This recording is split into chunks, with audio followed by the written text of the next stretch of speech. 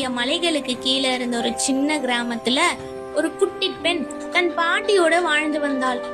அவளுக்கு எதையும் தெரிந்து கொள்ள வேண்டும் என்ற ஆர்வம் எப்போதுமே அதிகமாக இருக்கும். பிறந்ததிலிருந்தே அவளோட கழுத்துல ஒரு விஸ்திரமான நீல நிற கல் பதக்கம் இருந்துச்சு.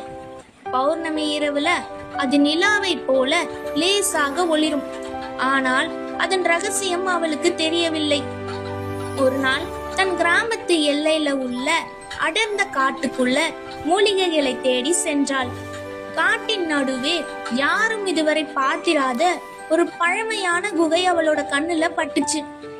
ஆர்வம் தளராமல் உள்ளே சென்ற அவள் பாசி படர்ந்த ஒரு பிரம்மாண்டமான கல் கதவை கண்டாள். ஆச்சரியமாக அந்த கதவின் மையத்தில் இருந்த செதுக்குகள் அவளோட கழுத்துல இருந்த பதக்கத்தின் வடிவத்தோடு துல்லியமாக பொருந்தியது.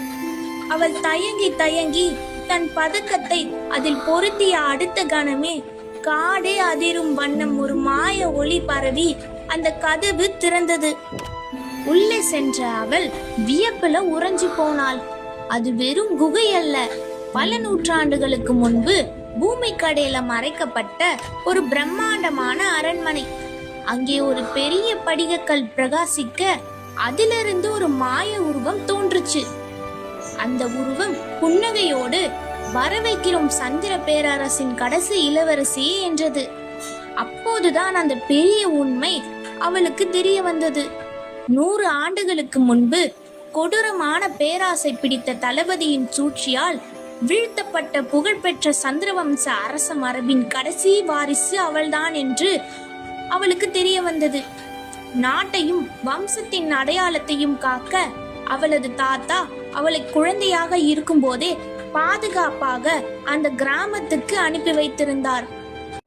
அவளது பதக்கம்தான் அந்த பேரரசின் உரிமையையும் மூதாதையரின் ஞானத்தையும் திறக்கும் திறவுகோல்.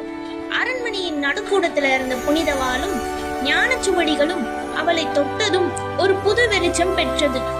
தான் ஒரு சாதாரண கிராமத்து சிறுமி மட்டுமல்ல, தன் மக்களுக்கு இழந்த அமைதியையும் நீதியையும் மீட்டுக் கொடுக்க வேண்டிய கடமை கொண்டவள் என்பதை அவள் முழு மனதுடன் உணர்ந்தாள்.